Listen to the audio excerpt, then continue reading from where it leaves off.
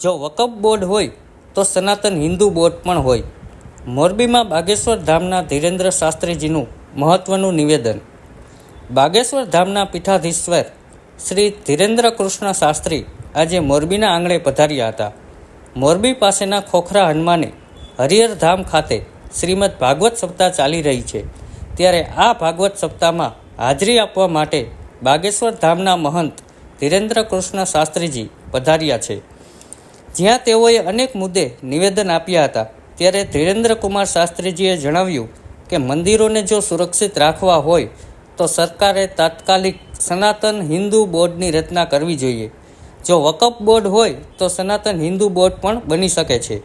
સાથે જ એક ગૌશાળા પણ અનિવાર્ય કરવી જોઈએ. મોરબી સિરામિક અને સમયની નગરી છે. આજે અમે સમયની નગરીમાં આવ્યા છીએ. બાગેશ્વર ધામના ધીરેન્દ્ર કૃષ્ણ શાસ્ત્રીજીએ આ નિવેદન આજે મોરબી ખાતે આપ્યું હતું.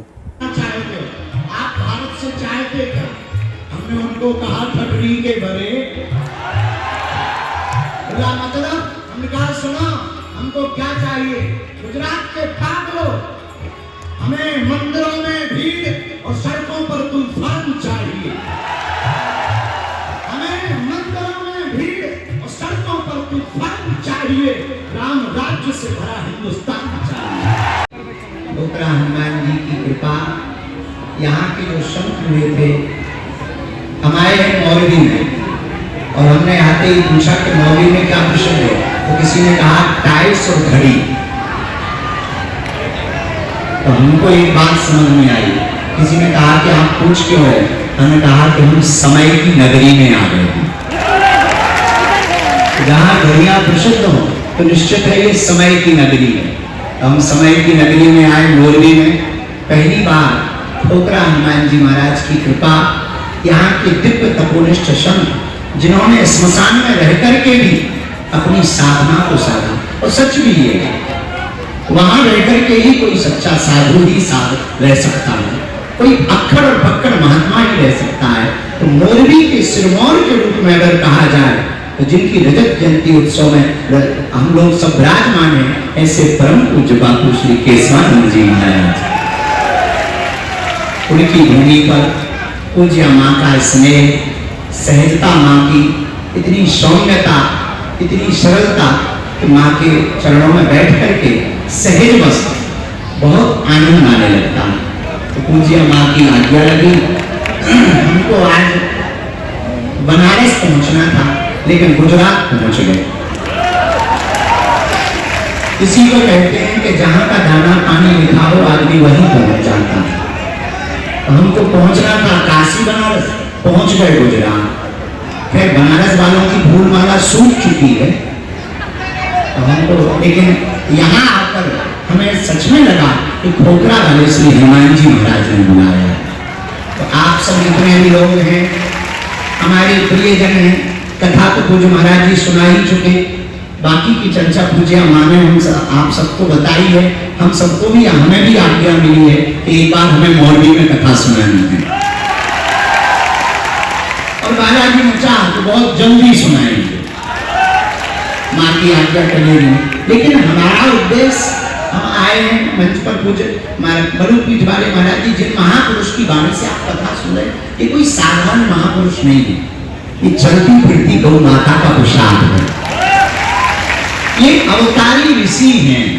और वर्तमान में अभी हम जब आए तो एक पत्रकार फंस गए, हमको बोले आप तिरुपति वाले पे क्या कहना चाहते हो?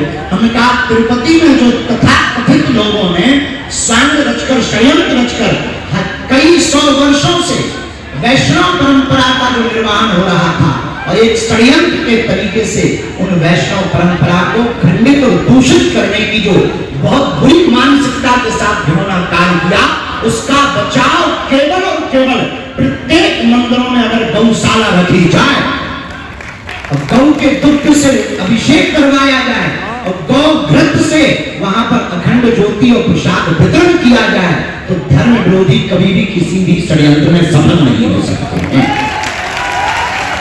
और भारत के हम तो आगान करेंगे इस मंच से, बड़ा पावन पुनीत मंच है. गुजरात अद्भुत भूमि है, भक्ति की भूमि है गुजरात. ये कोई साधारण भूमि थोड़ी है. दादा सोमनाथ की भूमि है गुजरात। बाबा नरसिंह की भूमि है गुजरात। ये कोई साधारण भूमि नहीं है। भगवान द्वारकाधीश की भूमि है गुजरात। मां आशापुरी की भूमि है गुजरात। मां अम्बा की भूमि है गुजरात। बाबा सीताराम की भूमि है गुजरात।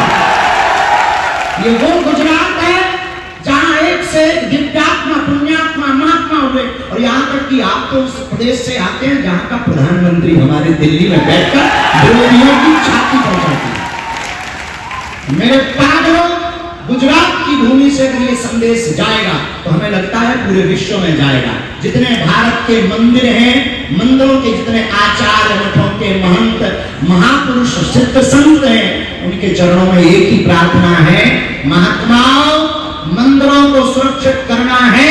जिस प्रकार वक्फ बोर्ड हो सकता है, सनातन हिंदू बोर्ड भी हो सकता है।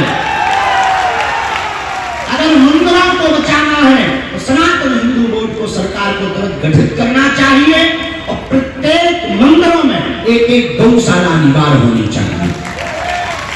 उससे गौ माता भी सुरक्षित होगी। ये षड्यंत्रकारी लगेंगे भी नहीं। हम आपको बहकाने नहीं आए। बहुत से लोग कहते बाबा जी आप जाते तो बहकाते हो।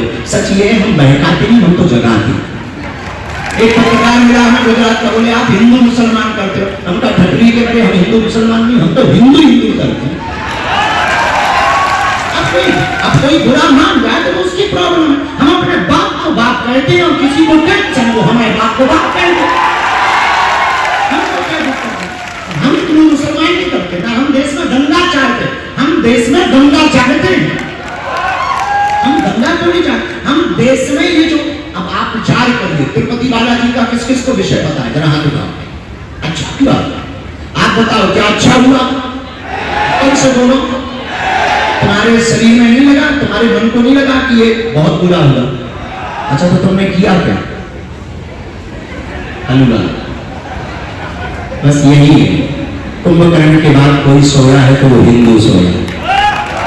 हमको ना तो नेता बनना है ना तुमसे वोट चाहिए।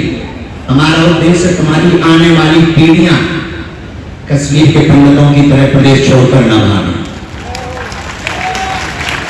तुम्हारे मंदिरों में जैसे अभी तुमने मछली का तेल का निशान लगवा दिया भगवान को, आने वाले समय में ना लगे। हमको सिर्फ इतना चाहिए कि तुम्हारी बहन बेटी अगर सड़क से निकले तो उसके 30 टुकड़े ना हो। हमको आपसे कुछ नहीं चाहिए। हमको केवल इतना चाहिए कि पालघर के संतों को जितनी निर्दयता के साथ पीटा गया था, इन महात्माओं को कोई उंगली ना उठा पाए। हमको कुछ नहीं चाहिए। हमको सिर्फ इतना चाहिए कि तुम्हारे राम के राष्ट्र में राम के होने का कोई सबूत ना मिले। हमको कुछ नहीं चाहिए। हमको सिर्फ इतना चाहिए कि तुम भारत में रहते हो। हमको इससे भी दिक्कत नहीं है कि आप रहो या ना रहो। आपको अगर लगता है सुरक्षित हो रहो, बुरा मत मानिएगा। 100 हिंदुओं के बीच में 10 मुसलमान सुरक्षित हैं, लेकिन 100 मुसलमानों में 1 हिंदू सुरक्षित है।